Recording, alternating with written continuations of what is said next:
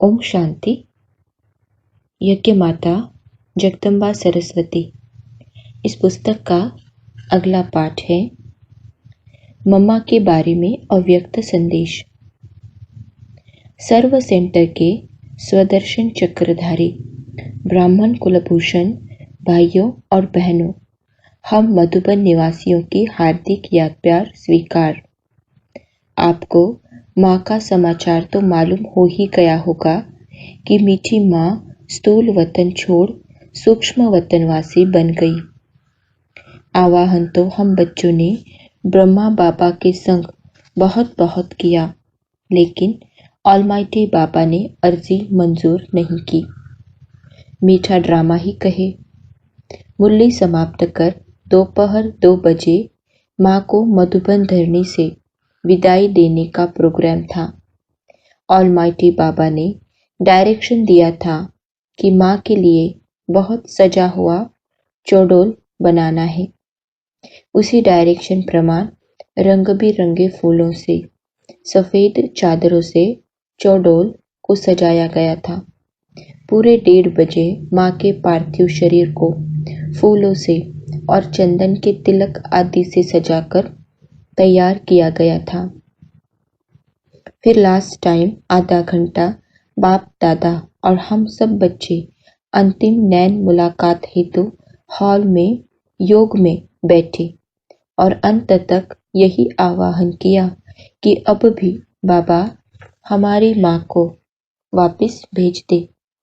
आखिर 3 बजे माँ के शरीर की चौडोल पर पदरामनी दी गई और तस्वीरें आदि खींची गई। सब गोप गोपियाँ लाइन में खड़े थे और चौडोल आगे आगे बढ़ता गया।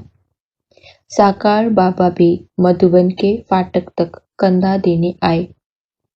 मधुबन गेट के बाहर निकलने के बाद अपने यूनिफॉर्म पहने हम सब बच्चों ने बहुत साइलेंस में 3-3 की लाइन बनाई।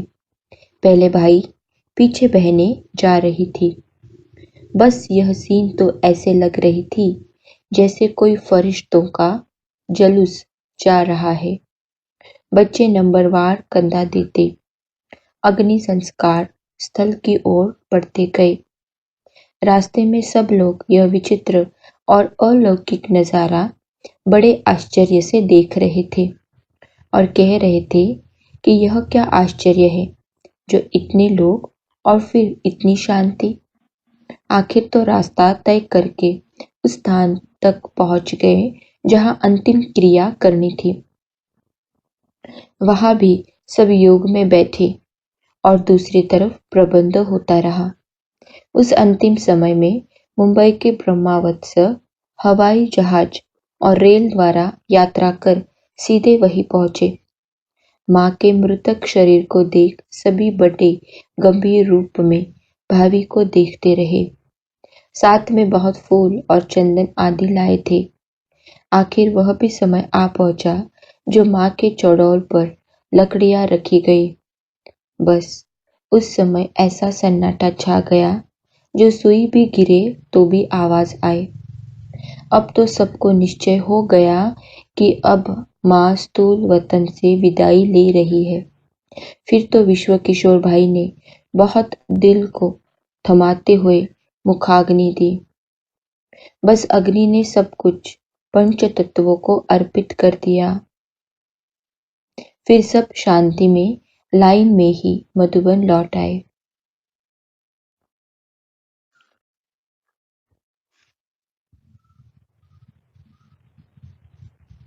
अगला टॉपिक है साकार वतनवासी मीठी माँ की। सूक्ष्म वतनवासी बनने के बाद अव्यक्त वतन में रूह रिहान। संदेशी गुलजार दादी द्वारा मधुबन में 7 दिन का भोग का समाचार। पहला दिन है 26 जून 1965। नुमा शाम का समय था। हम वतन में पहुंची तो मीठी मम्मा बड़े आराम से बाबा की गोद में विश्रामी थी। हम जहां पहुंचे, बाबा ने मम्मा को अपने हाथों से भोग स्वीकार कराया और कहा कि मम्मा बड़ी थक कर आई है, इसलिए विश्राम करा रहा हूँ। हमने कहा, मम्मा सबने कहा है मम्मा को ले आना, तो आप चलिए। सब बहुत याद कर रहे हैं। माँ बहुत मीठा मुस्कुराते हुए बोली, बच्चे आप सब तो बहुत बार वतन में घूमते रहते हो, मैं आज आई हूँ तो लेने आई हो। मुझे सूक्ष्म वतन बहुत भाता है। सब बच्चों को हमारी तरफ से बहुत याद प्यार देना।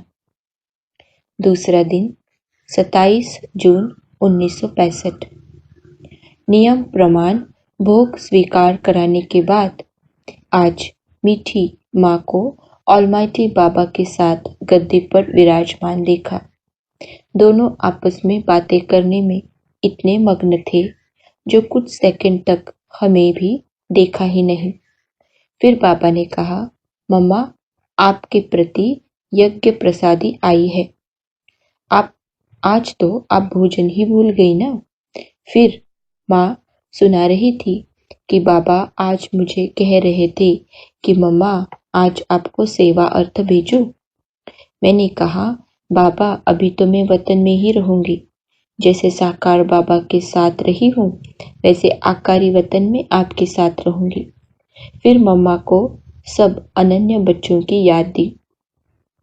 बस याद देते ही ऐसे महसूस हुआ जैसे कि माँ के नैनो रूपी दूरबीन में एक एक वत्स की प्रेम संपन्न याद की मूर्त बस रही थी और एक एक से मुलाकात हो रही थी। उस समय माँ के नैन बच्चों के स्नेह में गीले हो रहे थे। माँ को कहा, मम्मा सबसे मिलने के लिए चलेंगे। माँ बोली, जैसे बाबा चलाएंगे वैसे चलूंगी। बाकी बाबा मुझे बहुत बहलाते हैं, वह कल सुनाऊंगी। तीसरा दिन 28 जून 1965। आज माँ को बाबा के साथ बगीचे में देखा और साथ में संपूर्ण मम्मा को भी देखा। दूर से ऐसा लग रहा था जैसे मेरी आंखें एक माँ के दो रूप तो नहीं देख रही है, लेकिन नजदीक जाने से मालूम हुआ कि संपूर्ण मम्मा और साकार मम्मा दोनों थी। फीचर्स माना लक्षण तो एक ही थे, ट्रांसपेरेंट पारदर्शीपन दोनों थी, लेकिन दोनों की फिर भी पहचान हो सकती थी। मुलाकात होने के बाद संपूर्ण मम्मा देखने में नहीं आई। बाबा बोले, मम्मा से पूछो कि आज कहाँ कहाँ सैर किया। मम्मा बोली, आज बाबा मुझे सब सेंटर्स की सैर पर ले गए। वहां देखा कि कई बच्चों को शिव बाबा की याद भले ही थी, लेकिन माँ की याद का पलड़ा भारी था। कईयों के चेहरे बहुत सन्नाटे में और गंभीर देखने में आए। कोई कोई के तो मुरझाए हुए चेहरे भी थे। कोई हर्षित मुख भी थे जो देख देख मुस्कुरा रहे थे। सारा चक्कर लगाने के बाद बाबा मधुबन में ले आए। अपनी संदली पर बैठ जैसे मैं मुरली सुनती थी वैसे सुनी। बच्चों का और मेरा ध्यान मुरली में ही था। फिर माँ ने सुनाया कि आज 6 बजे से इंतजार कर रहे थे। बाबा हमें वतन के फल दिखा रहे थे और कह रहे थे कि जो अच्छे लगे वो तोड़कर खाओ। हमने मम्मा से पूछा, मम्मा आप जब साकारी वतन से जा रही थी तो सबसे विदाई भी नहीं ली, क्या आपको मालूम था कि मैं जा रही हूँ? माँ बोली, कल यह सुनाऊंगी। माँ को मधुबन में आने का निमंत्रण दिया। आज मम्मा को कुछ स्थूल वतन की स्मृति अधिक थी और बहुत रिफ्रेश थी। बाबा ने कहा कि आज मम्मा को भक्तों के पास ले जाना है। चौथा दिन 29 जून 1965। मम्मा तो बाबा के साथ ही थी। भोग स्वीकारने के बाद मम्मा से पूछा कि कल कहाँ कहाँ बाबा ने सैर कराई। माँ बोली, बाबा ने कहा आधे भक्त तेरे और आधे भक्त मेरे हैं। अब बताओ आपके भक्तों के पास ले चलो या अपने भक्तों के पास। फिर तो बाबा ने बहुत सैर कराई लेकिन एक काली का मंदिर था, वहाँ बाबा ले गए। वहाँ देखा तो बहुत भीड़ थी। भक्त अपने नियम प्रमाण जा रहे थे। एक भक्त बहुत व्याकुल था और प्रतिज्ञा कर रहा था कि अगर दर्शन नहीं होंगे तो प्राण त्याग कर दूंगा। बाबा बोले, मम्मा, भक्तों की पुकार सुनते रहम नहीं आता? अब इनके सामने जाओ। तो मैं जाकर मूर्ति के आगे खड़ी हो गई।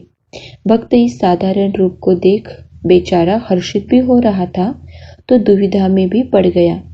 बाबा ने कहा, उसके मस्तक पर हाथ धरो। तो मैं जाए उसके आगे ठहरी, मस्तक पर हाथ रखा।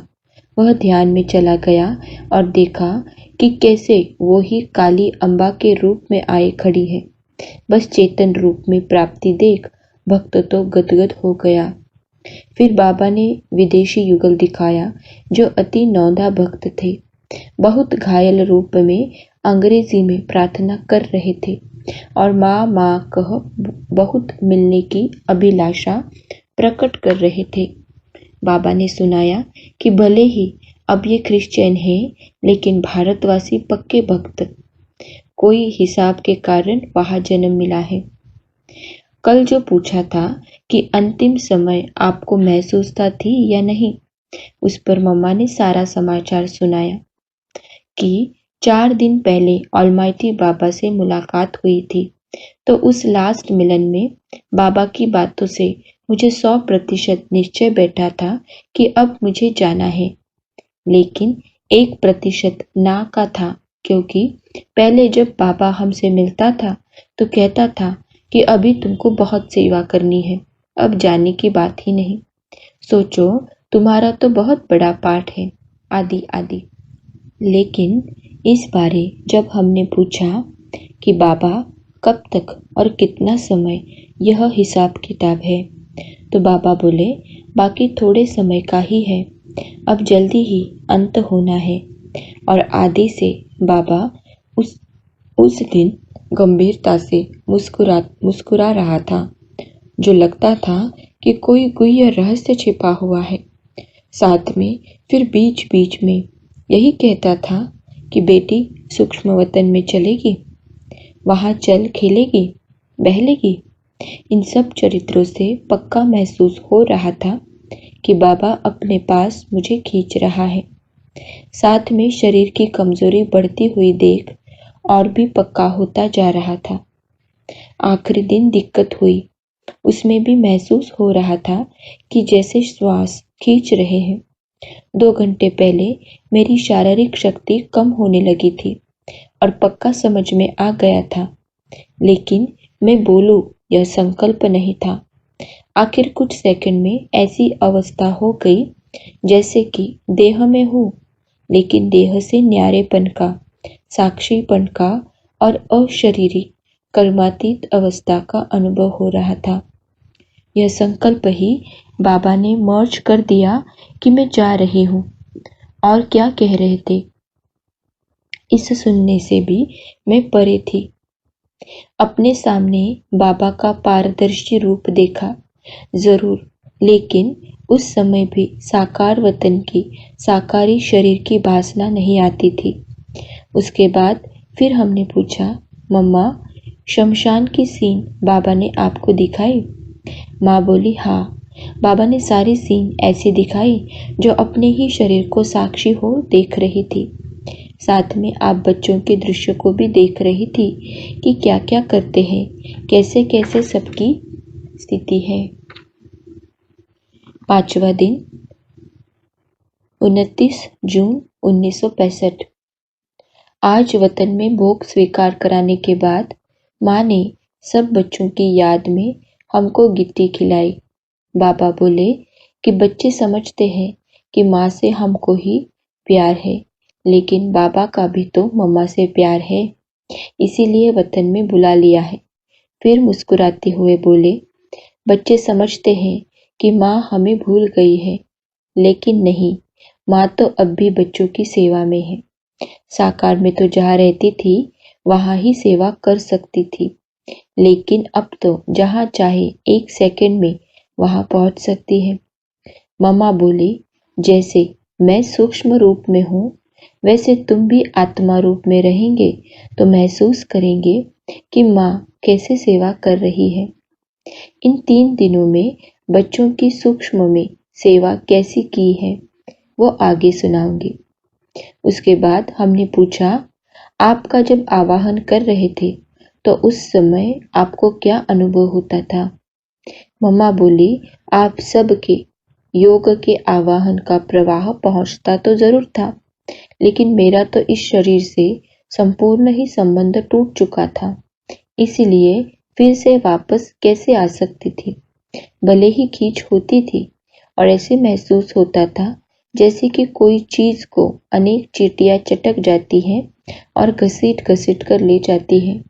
वैसे सूर्य की किरणों समान माइट की तारे हम आत्मा को आकर्षण कर घसीट रही थी, लेकिन कर्म बंधन खत्म होने के कारण संकल्प ही नहीं उठता था कि जाना है, तो कर्म कैसे हो सकता था?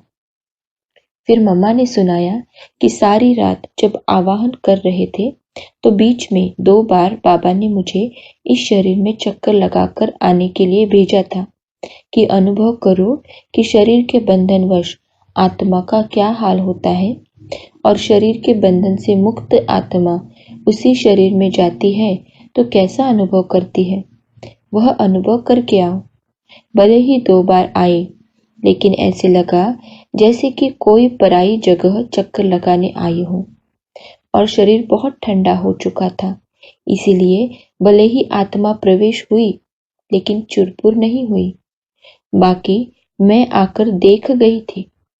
इस पर हमने कहा, मम्मा जाते जाते हम सबको 4 से 5 बजे तक 2 से 3 बारी चेहरे पर मुस्कुराहट और चमक सी महसूस हुई कि माँ आई है और सबसे मिल रही है।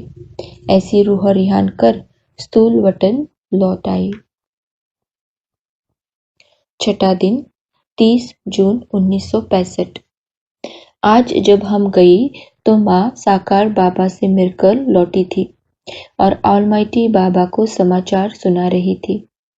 हमारे पहुंचते ही मम्मा ने खुद ही बच्चों के याद प्यार का समाचार पूछा और बोली, देखो मैं साकारी रूप के बजाय अब सूक्ष्म रूप में मददगार हूँ। बच्चों को मेरा यही संदेश देना कि अगर माँ से प्यार है तो माँ का यही कहना है कि साकार में साकारी बाबा के मददगार तो अब तुम बच्चे ही हो, तो पूरे मददगार हो चलते चलना और छोटी छोटी बातों पर ज्यादा मेहनत नहीं लेना। अब तो इस पाठ से जान गए होंगे कि समय बहुत नजदीक आ रहा है, ना सिर्फ विनाश का लेकिन साथ साथ प्रभाव माना प्रत्यक्षता का भी समय नजदीक आ रहा है। इसीलिए अपने को संपूर्ण बनाने में तीव्र पुरुषार्थी बनते चलो। फिर हमने पूछा कि मम्मा सूक्ष्म में हम बच्चों की सेवा कैसे करती है? इस पर माँ समझा रही थी कि अब स्थूल शरीर से तो पाठ खत्म हुआ, अब तो रहा रूहों का रूहों के साथ संबंध। तो जैसे शुरू शुरू में तुम्हें याद होगा कि मम्मा तुम्हारी रूहों से बात करती थी, इसी रीति यहाँ भी अभी हर बच्चे की रूह को इमर्ज कर उनके जो कड़े संस्कार हैं उनको योग शक्ति रूहानी शक्ति से भस्म करने की सेवा चल रही है। ऐसे नहीं कि मुझे सब भूल गया है, नहीं, सब वत्सों का नक्शा हमारे सामने है और अमृत वेले हर रूह को इमर्ज करती रहती हूँ, लेकिन तुम बच्चे भी जब रूह रूप में होंगे तब इस रूहानी सेवा की महसूसता कर सकेंगे। जब तक रूह रूप में स्थित न होंगे तो अनुभव ही नहीं कर सकते, तो न चाहते भी माँ की याद तुम्हें रूह के रूप में स्थित कराएगी और योग युक्त देही अभिमानी बनाएगी। उन्हों को अनुभव प्रैक्टिकल में होगा कि माँ हमसे बोल रही है, मिल रही है, यह बोल रही है। इसके बाद माँ ने ज्वेलरी का बॉक्स खोला, उसमें ज्वेलरी का सेट भरा हुआ था। वो ऐसा अनोखा व अलौकिक था जिसको कब देखा ही नहीं था। माँ बोली, देखो, मैं सारा दिन इन्हीं दिव्य गुणों रूपी गहनों से आप बच्चों को सजाती रहती हूँ। यही माँ की सेवा है।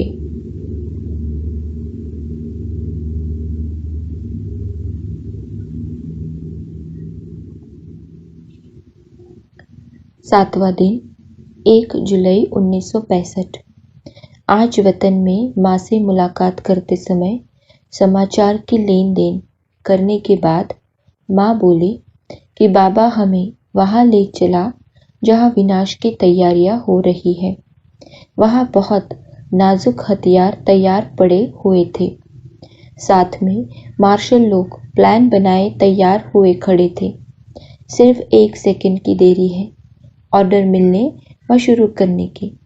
तो बाबा ने कहा, ये विमान इसलिए दिखाए है कि देखो, एक तरफ विनाश की तैयारियां, दूसरी तरफ फिर स्थापना के निमित्त आपकी शक्ति सेना की स्थापना की तैयारी कहाँ तक है। तो स्थापना और विनाश की तैयारियों में दिन रात का फर्क था। इस पर मम्मा सुना रही थी कि दिखने में ऐसा आता है कि अब बच्चों का पुरुषार्थ कोई समझाने से तीव्र नहीं होगा, लेकिन एक तरफ कुछ विनाश की रिहर्सल, दूसरी तरफ फिर अब प्रभाव का भी समय नजदीक आ रहा है, तो उसमें बच्चों की बुद्धि बिजी हो जाने से ही पुरानी बातें, पुराने संस्कार मिट जाएंगे। अब भले बच्चे कहते हैं कि हम बिजी हैं, लेकिन सबकी बुद्धि बिजी नहीं है। भले मुख बिजी है, लेकिन बुद्धि बिजी होनी चाहिए। बाद में फिर बाबा ने एक गुह्य रहस्य सुनाया कि देखो, विनाश का कार्य अब क्विक चल रहा है। 1 सेकंड में बुद्धि को टच कर कार्य करा लेते हैं। इसी रीति से अब स्थापना का कार्य भी जल्दी जल्दी होना है। इसीलिए मम्मा को भी सूक्ष्म वतनवासी बनाया हूँ, ताकि वह भी बुद्धियों को प्रेरित कर स्थापना का कार्य जल्दी करा सके और प्रभाव निकल जाए। इस प्रकार थोड़े समय में तुम बच्चे अंतवाहक शरीर द्वारा अंत प्रेरणाओं से की हुई माँ की सेवा का प्रभाव देखते जाएंगे। देखो, शुरू शुरू में जब प्रेरणा से वह टच होकर तुम लोग आए तो कितनी जल्दी स्थापना हुई और मेहनत भी कितनी कम लगी और अनन्य रत्न भी कितने निकले। अब देखो कितनी मेहनत और कितना समय लगता है। तो अंत में फिर अब टचिंग का पार्ट ही चलना है। इसीलिए बच्चों को यही समझाना चाहिए कि अब समय बहुत नाजुक है, नजदीक है। ऐसा ना हो कई पॉइंट्स मिसला ब्रह्मा की 100 वर्ष की आयु है। अभी इतना समय पड़ा है, आदि किसी भी आधार पर न ठहर पुरुषार्थ करते चलो। साथ में बाबा ने यह भी सुनाया कि किसी देश का बड़ा आदमी आदि अन्य देश में जाते हैं तो उनकी कितनी मेहमान नवाजी करते हैं और सब मुख्य चीजें खिलाते हैं, सैर कराते हैं। इसी रीति मम्मा भी सूक्ष्म वतनवासी बनी है, तो मम्मा को विष्णुपुरी, शंकरपुरी, निर्वाण धाम आदि की बहुत सैर करानी है। अच्छा, आज गुरुवार है, मम्मा को भी निमंत्रण दिया हुआ है आने के लिए। यह तो बच्चों को बतलाया है कि अब मम्मा सूक्ष्म वतन में बाबा के पास रहने वाली है।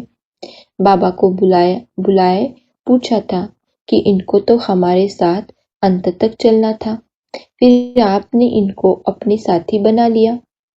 बाबा ने बोला, ड्रामा में जो नूंद है सो तो होगा है। मुझे इनसे बहुत काम कराना है। इनका जो हिसाब किताब था वो भोगना से चुकतू हो गया। यह तो हमारा राइट हैंड है। बच्चों को मम्मा आकर सारा समाचार सुनाएगी कि अंत में क्या हुआ, कैसे चली गई, सब सुनाएगी। आत्मा को सब मालूम है ना। मम्मा को बहुत अच्छी लिफ्ट मिली है, इसमें तो और ही खुशी होनी चाहिए। अच्छा, गुलजार संदेशी उड़कर वतन पधारी और प्यारी मीठी माँ गुलजार के रथ पर सवार हो मधुबन पधारी। पहले पहले तो साकार बाबा से नैन मुलाकात कर हाथ में हाथ दिया। बाबा बोले, मम्मा आई है, पधारी है। अब बच्चों से मुलाकात करेगी और अपना समाचार भी सुनाएगी। प्राण माँ ने महावाक्य उच्चारे। सब बच्चों का याद और प्यार का रिस्पॉन्ड करने के लिए यहाँ पधारी है। अब तक सूक्ष्म वतन में ही निवास करती है। शिव बाबा ने कुछ योग बल से, कुछ कर्म भोग से जो भी अनेक जन्मों का हिसाब किताब था वह जल्दी ही चुकता करा दिया। इसीलिए अब निर्बंधन आत्मा बन जैसे आप बच्चों की सेवा में थी वैसे ही और अंत तक साथ रहेगी। सिर्फ साकार व आकार का अंतर हुआ है, बाकी तो यह साथ अनादि और अविनाशी है ही। रोज बच्चों से मिलते भी रहते हैं, आगे भी मिलते रहेंगे। अंत समय में कुछ समय पहले कष्ट कम महसूस होने लगा था और अशरीरी कर्मातीत अवस्था का इस शरीर में होते हुए भी कुछ सेकंड अनुभव हुआ था और उसी अंतमति के हिसाब से कर्मातीत अवस्था की गति प्राप्त हुई। अंत के समय का यही अनुभव है। अब निर्मोही, अनासक्त, कर्मातीत, कर्म बंधन मुक्त होकर सारी दुनिया की सेवा में शिव बाबा के साथ उपस्थित हूँ। फिक्र की कोई बात नहीं, हम बहुत राजी खुशी में हैं और आपके साथ हैं।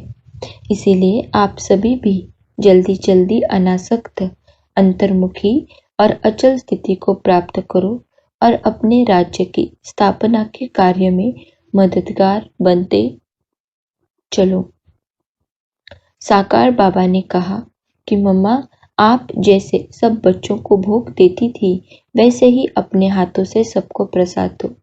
फिर नियम प्रमाण सबको अमृत पिलाकर बाप दादा अव्यक्त मम्मा के पास भेजते गए और मम्मा हर एक को मीठी दृष्टि देते भोग को दोनों हाथों में देती रही। बीच में किसी से इशारे से सुख समाचार भी पूछती गई, किसी से खास मुस्कुराते मुलाकात की। कोई ने किसी की याद दी तो उसके प्रति भी फल दिया। मतलब ऐसे लग रहा था जैसे कि प्यारी माँ रूप बदल कर आई है। इसी प्रकार भोग देते देते लगभग 2 घंटे बीत गए। जब सबको भोग मिल गया तब बाप दादा मीठी माँ के सामने संदली रख बैठे और नैन मुलाकात के साथ साथ अव्यक्त मुलाकात होने पर हस्त कमल से प्यारी अव्यक्त माँ को घर के फल और भोग का सगुन कराते रहे। आमरस भी निकाला गया था, वह भी पिलाया गया और माँ ने फिर बाबुल को खिलाया। जैसे कभी कभी साकार में होता था वैसे ही हुआ।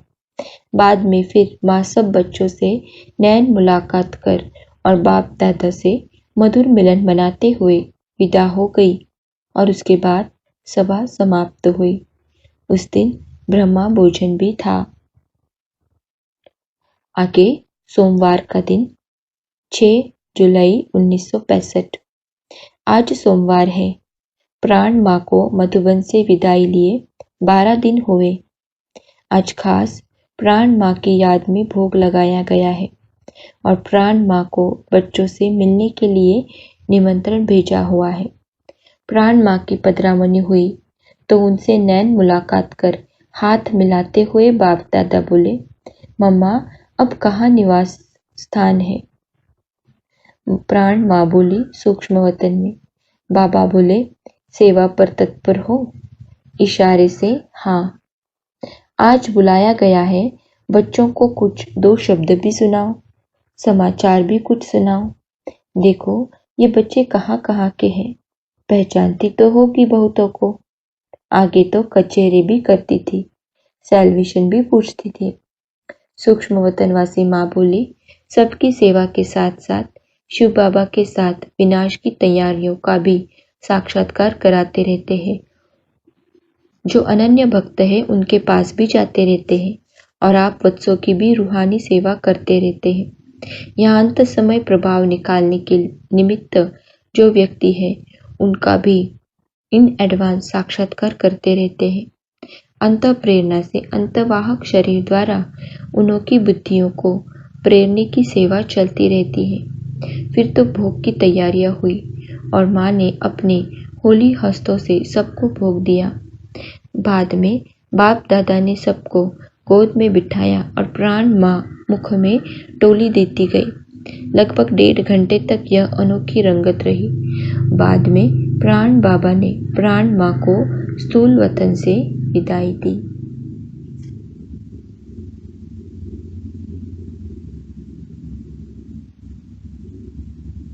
अगला संदेश है, आज वतन में बाबा ने खास मम्मा को बुलाया था और हम सब बच्चों ने भी बाबा को संदेश दिया था। जाते ही मम्मा और बाप दादा बाह्य रूप से तो 2 मूर्ति थी, लेकिन वास्तव में त्रिमूर्ति है। दूर से ही बहुत दिनों के बाद ही वतन में मम्मा को देखा तो पहले तो थोड़ी सी खुशी हो रही थी, फिर यह भी आ रहा था कि बहुत दिनों के बाद मुखड़ा देखा। मम्मा का देखना बड़ा निर्मोही था, उपराम तथा न्यारा था। प्यार तो उसमें भरा हुआ रहता ही है। ऐसी अवस्था के आगे हमारा कुछ चल नहीं सकता। बाबा ने कहा, माँ से मिलो। हम आगे बढ़ी तो मम्मा ने कहा, नहीं, पहले बाप फिर माँ। फिर बाबा के पास बढ़ी और मिली। मम्मा ने कहा, सुनाओ तो, विशेष याद किसकी थी? हमने कहा, वैसे तो बीज को याद करते हैं, परंतु आपकी भी याद थी। मम्मा ने हालचाल पूछा। सभी बच्चे किस रफ्तार से चल रहे हैं? फिर कहा, तुम बताओ, तुम क्या समझती हो? तो मैंने कहा, उमंग तो बहुत है, उमंग के साथ कदम भी उठा रहे हैं। मेजॉरिटी सब में उमंग है कि जैसे हमारे मम्मा पापा का यादगार रहा, वैसे हम भी कर्तव्य करें। मम्मा ने कहा, यादगार अपना कायम कैसे होता है? क्या मुख्य बात ध्यान में रखे जो हमारा यादगार कायम रहे? मम्मा बाबा ने क्या किया जो यादगार रहा? मम्मा ने सुनाया, जो जितना याद में रह करके कर्म करता है उसका यादगार बनता है। याद में रहकर कार्य नहीं करते हैं तो नहीं, तो याद का फल बनता है यादगार। तो हर एक बच्चा अपने को अभी भी देख सकता है कि मेरे बाद मेरा यादगार कितना रहता है। याद में रहना है तो याद में भी जितनी स्टेज और परसेंटेज रहेगी उतना यादगार बनेगा। जैसे कोई कोई आत्माएं ऐसी स्टेज वाली है, अभी अभी याद रहे, अभी अभी भूले। अगला संदेश है 22 जुलाई 1965। सर्व रूहानी सेंटर के दैवी बहनों और भाइयों को हम मधुबन निवासियों की याद स्वीकार हो। आप सबके दिलों में तो उमंग अवश्य उठा ही होगा कि वर्तमान समय मधुबन की स्टेज पर क्या पार्ट प्ले हो रहा है। समय प्रति समय मुरलियों द्वारा हम बच्चों को बाप दादा बहुत बहुत रिफ्रेश कर रहे हैं। खास इस बारी मधुबन कंठे पर कुंभ का मेला बड़ा भारी हुआ, जहां पर सर्व सेंटर के हैंड्स तथा उनके स्टूडेंट्स ने हर प्रकार की रिफ्रेशमेंट पाई। इस समय मधुबन में बिल्कुल शांति लगी पड़ी है। अमृतसर, बटाला, कुछ मुंबई, पुणे, दिल्ली व नांगल की पार्टियां हैं। बारिश की मौसम भी चालू हो गई है। ठंडी ठंडी हवाएं, कुछ धूप, कब बादल तो कब बरसात, यह रंग बिरंगा मौसम चलता रहता है। मधुबन में जो प्यारी माँ का पाठ संदेशी द्वारा प्ले हुआ, वो दिनचर्या तो मुरली द्वारा आपके पास पहुंच ही गई है, लेकिन इस बार जो अचानक माँ का पाठ प्ले हुआ वह भी अनोखा था। गुरुवार प्रातः 5:30 बजे बाबा ने अचल, सती और देवी इन 3 संदेशियों द्वारा शिव बाबा को मम्मा की मधुबन में पदरामनी का निमंत्रण भेजा। साथ में बाबा ने यह भी संदेश भेजा कि पूछकर आना कि इन 3 संदेशियों में से माँ की पदरामनी किस तन में होगी। शिव बाबा बोले कि साकार बाबा आप ही जान लेंगे कि मम्मा किसके तन में आई हुई है। क्लास पूरा होने के बाद हमेशा के प्रोग्राम अनुसार भोग प्रारंभ हुआ। तीनों ही संदेशियों को बड़ी गद्दी पर बिठाया गया। बाबा अपना सिंहासन छोड़ उन्हों की बाजू में बैठे, तीनों को दृष्टि देते रहे। पल में तीनों ही जाए वतन में पहुंची। इतने में ही देवी बहन और सती बहन के रथ में संपूर्ण मम्मा तथा ऑलमाइटी बाबा की पदरामनी हुई। अचल बहन के तन में साकारी मीठी मम्मा की पदरामनी हुई। हम बच्चे भी तीनों से बारी बारी दृष्टि लेते टोली लेते गए। साकारी माँ जो अचल बहन के तन में बच्चों से मीठी दृष्टि से मुलाकात करते हुए हर एक के प्रति बहुत धीमी आवाज से कुछ न कुछ शिक्षा देती रही। सती बहन और देवी बहन तो पाठ बजाए वापस आ गई, लेकिन बाबा ने मम्मा को यहाँ की देखरेख करने भेजा था। क्लास समाप्त होने के बाद माँ को बाबा अपने कमरे में ले गए, जहाँ माँ ने अपना प्रोग्राम बताया कि बाबा ने कुछ समय के लिए बच्चों से मिलने भेजा है। फिर साकार बाबा के डायरेक्शन अनुसार जिस रीति से पहले माँ का कमरा बनाया गया था उस रीति से बनाया गया। फिर 2 बच्चों से पर्सनल बात की। बाद में भंडारे तरफ चली। वहां भी हम बच्चों को शिक्षाओं से सजाया, जिसमें खास ब्रह्मा भोजन के महत्व को बताया। कहा तुम जब ब्रह्मा भोजन बनाते हो, सब्जी काटते हो, तो उस समय एक ही शिव बाबा की याद में रहकर करने से इस ब्रह्मा भोजन में ताकत रहती है। 5000 वर्ष बाद वही देवता झाड़ के बिछड़े हुए बच्चे डायरेक्ट आ मिले हैं। डायरेक्ट ब्रह्मा भोजन का बड़ा महत्व है, तो ऐसे ब्रह्मा भोजन को प्यार से बनाना है। यह बाबा की दुकान है, जहाँ बहुत सच्चाई व ईमानदारी से सेवा करनी है। देखा देखी की सेवा नहीं करनी है, लेकिन बड़े प्यार से घर का मालिक समझ सेवा करने से कुछ बनता है। यह मेरा ही घर है, मेरा ही परिवार है, ऐसा समझने से फिर दूसरा भाव नहीं उठता है। फिर वो कोई बात में आनाकानी नहीं करते हैं। लेकिन जब इस मेरेपन के भाव से निकलते हो तो द्वेष उठता है। जिसका एक अथक बाप से बुद्धि योग है, वो कब थक नहीं सकता। बाबा अथक है, जिन्हों का बुद्धि योग अथक के साथ है, वो कब थकेगा नहीं। तो यज्ञ को मेरा समझ बड़े प्यार से चलना है। इस यज्ञ की संभाल के लिए इतना क्यों कहा जाता है। ऐसा भी नहीं होगा कि जो देरी से आएंगे वो जल्दी स्वाहा हो जाएंगे, लेकिन जो पहले अर्पण हुए हैं और पूरा पहचान कर नहीं चलते हैं, तो नयों का फिर संपूर्ण स्वाहा करने में देरी हो जाएंगी। आहुति दी हुई चीज बाहर निकलती है तो फिर स्वाहा होने में मेहनत लगती है। बच्चों की अवस्था के ऊपर ही इन सारे स्थूल यज्ञों के स्वाहा होने का मदार है। तुम रूहानी रूहों को सेवा करनी है, जैसे अशरीरी बाप सेवा करते हैं। उनको याद करते हो तो बल मिलता है। इसी रीति तुम रूहानी रूहों को रूहानी रीति से कई अज्ञानी रूहों की सेवा करनी है। ऐसा भी नहीं समझना है यह दीदियों का काम है। मैं तो छोटी हूँ, लेकिन तुम सब मालिक हो। ऐसे मालिकों को सब ध्यान रखना है, तब बाबा की प्रेरणाओं को पकड़ेंगे। बाबा चाहते हैं कि बच्चे जल्दी आए। बाबा को बच्चे भी साथ देंगे तो जल्दी होगा।